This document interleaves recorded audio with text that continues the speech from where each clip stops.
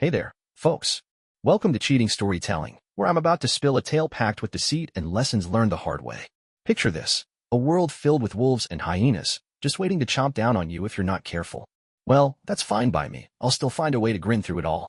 Stick with me as we dive into what happens when my ex-wife Sabine steps outside the lines of our marriage and ends up with a harsh wake-up call. Oh, and if you enjoy what I'm dishing out here, dear listeners, don't be shy, drop a comment, hit that like button, and maybe even smash subscribe.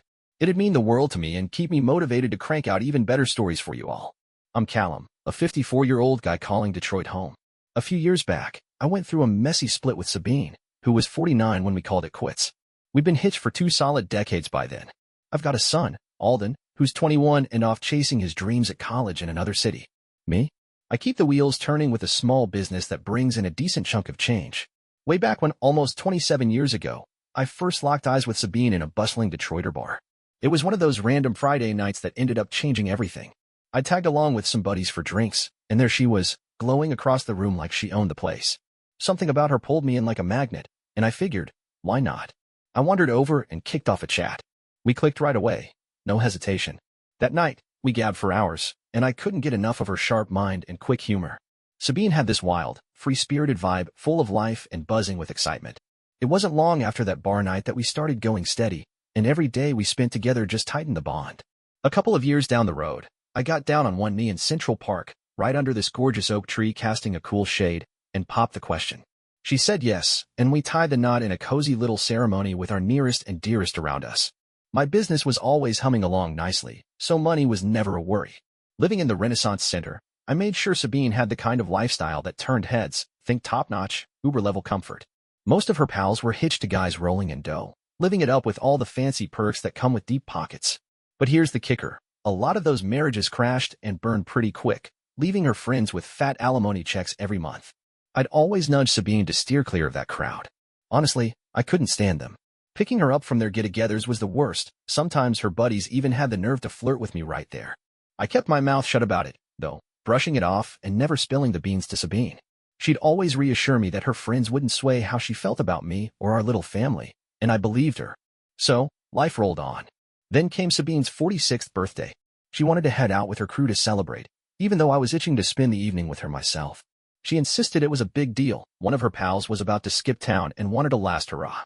I didn't push back too hard, so off she went, and I stayed home, kicking back with a glass of Jameson for company. Now, Sabine's a big deal on Instagram and TikTok. She's always posting, and her friends are right there hyping her up in the comments. That birthday bash? She streamed the whole thing live on her account, and let me tell you, what I saw turned my stomach. Her crew rolled out this cake topped with, get this, a guy's private parts, crafted out of frosting to look like it was, making a mess. Sabine didn't even blink. She leaned in, took a big bite, and then sliced into it like it was no big deal. Her friends hooped and hollered, dancing around like it was the best thing ever. And it didn't stop there. I spotted them heading to a male strip club later that night. When she finally strolled back home, I couldn't hold it in. I had to say something. So, after Sabine's wild birthday antics, I couldn't just let it slide. I laid it out for her plain and simple. What she did was tacky and low class. I reminded her we've got a 21-year-old son, Alden, who's got eyes on everything that went down, including her little trip to that strip club. Naturally, I asked her what the heck she was thinking heading into a place like that. She tried to play it off, saying her friends sprung it on her as a surprise. I shot back that the surprise ended the second she got to the door. Walking through it was all her doing, a choice she made on her own. I told her straight up I wasn't okay with any of it. Her buddies might all be single, but she's a married woman, and the way she acted didn't line up with that. She broke down in tears, and I just couldn't deal. I left her to sort herself out and crashed somewhere else that night instead of our bedroom. Come morning, she didn't even look at me, just bolted off to the gym. I headed to the office, but things felt off, like the air had shifted between us, and it was only going to spiral worse from there. 2 weeks later, I checked in with her, asked if she was still mad at me for calling her out about her birthday. Her response floored me. She snapped that I overreacted out of jealousy, that I don't have friends or throw epic parties like she does. I couldn't believe she'd say something so clueless. I don't go to certain adult entertainment spots because I've got a wife at home, and I'm definitely not into over-the-top party gimmicks like some tasteless cake. I shut the convo down and stormed off to work. Things didn't get much better, but we started talking again, at least a little. Sabine, though, threw herself even deeper into TikTok. Her daily vlogs were blowing up, racking up views and likes left and right. Life kept chugging along, and I quit peeking at her posts altogether. Then my birthday rolled around. I spent it with Alden and Sabine, well, sort of. She was there in body, but her mind was glued to her phone, chatting with her followers. Alden picked up on it and wasn't happy. He leaned over and asked me what was up with her. I chuckled and told him she'd been bitten hard by the social media bug. We had a good laugh about it, trying to shake off the irritation. On the drive home, though, I'd had enough.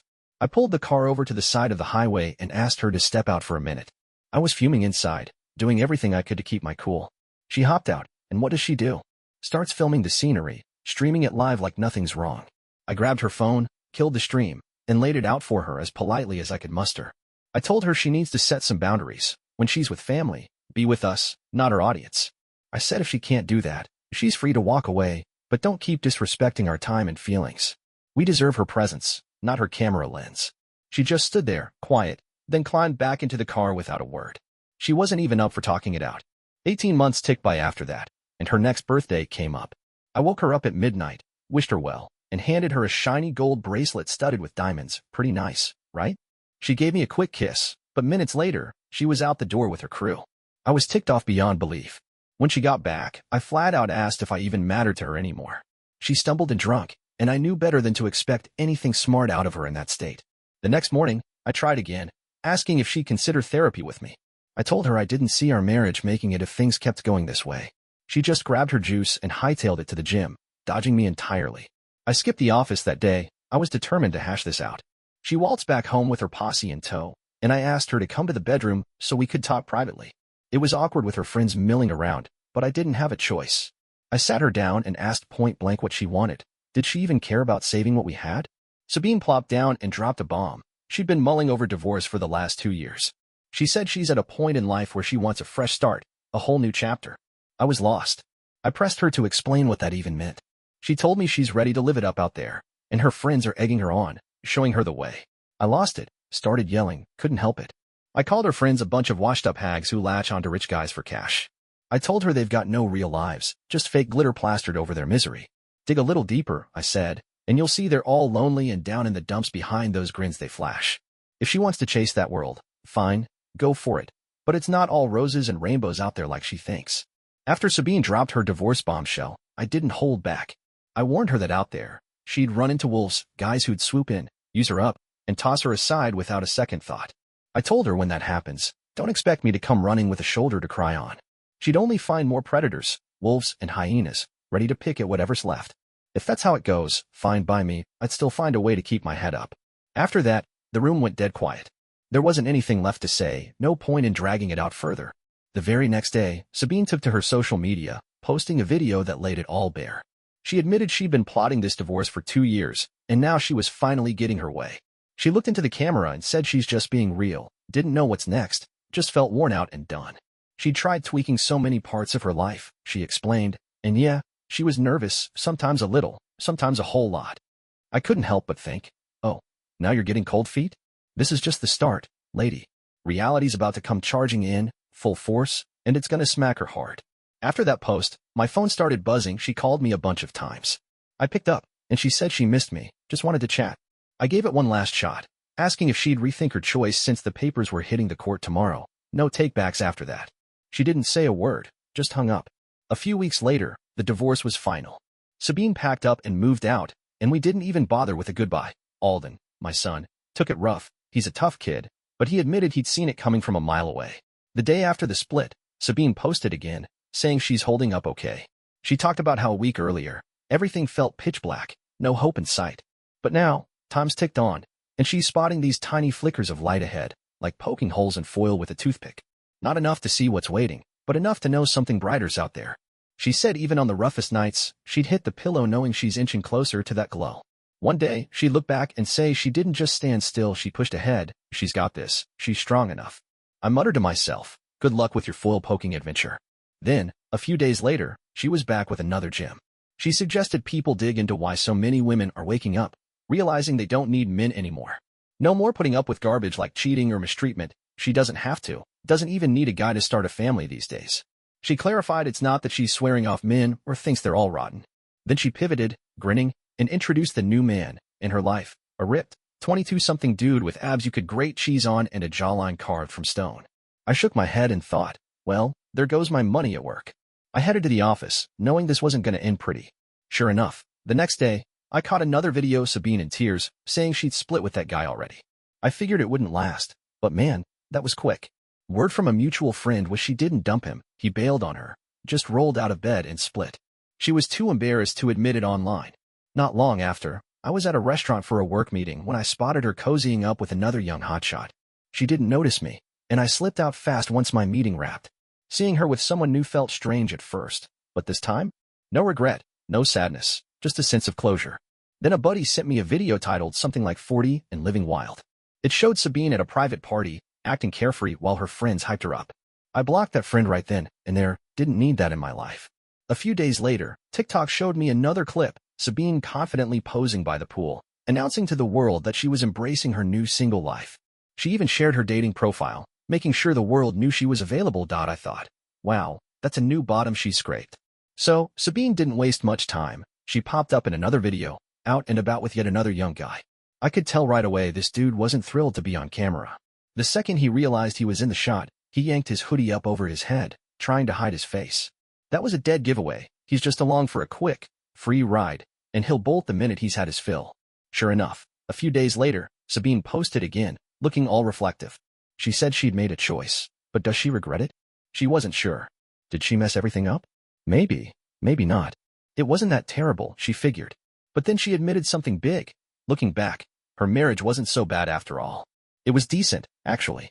She said I loved her, and she's the one who threw it all away. She called herself a wreck and remembered how I'd warned her. She didn't listen, and now she's aching to rewind the clock, to get her old life back, her husband, her family. Even her friends have ditched her, she said. I couldn't help but think, well, you were told this would happen, but you tuned me out. Now that these random guys, let's call Chad and Dylan, have had their fun and split, you think you can just waltz back in? Nope, not happening. I don't do leftovers, plain and simple. I was at the office one day when Sabine showed up out of nowhere. I asked her why she'd come, and she hit me with it. She wants to come back, home. I let out a little laugh and said, home? There's no home anymore. I sold it and funded that fancy Nirvana pad you've been living in. So, no, there's no home to come back to. She switched gears, asking if she could move in with me instead. I told her I've already got a roommate, a big, loyal Saint Bernard who doesn't take kindly to strangers near me. She argued she's not a stranger, but I shot back, to that dog. You are, Sabine. And honestly, there's no room for you in my life anymore. I'm not some guy who's gonna play the weepy fool, begging for a redo. If my wife picks something or someone over me, that's it, we're done. I take the hit, square my shoulders, and keep moving. She left in tears, and I headed home to my furry buddy. Later, I stumbled across another post from her on some platform, and more, I think it was. She was rambling on about how her big dreams of the world crashed hard, how tough it is for a woman her age to find love again. I nodded to myself, yep, Sabine, I tried to tell you. Starting over at 47 isn't some fairy tale. It's like fruit. You eat it when it's ripe and ready. Wait too long, and it spoils, turns mushy, and rots away. Nature's got these built-in lessons for us, but we're stubborn, we ignore them. She had it all, everything she could have wanted, but she went chasing after something wild, something a married woman shouldn't have been reaching for. She walked away, and now she's the one left out in the cold. As for me, I'm in my 50s now, and I don't see myself tying the knot again. What's the point in hunting for love at this stage? My dog's got me covered, he dishes out plenty of affection, and that's enough. I'm planning to hand over my business and assets to Alden as soon as he's ready to step into my shoes at the office. For now, I'm content. I like heading out to the woods, soaking up the sunshine, and just breathing easy. Life's simpler this way, and I'm good with that.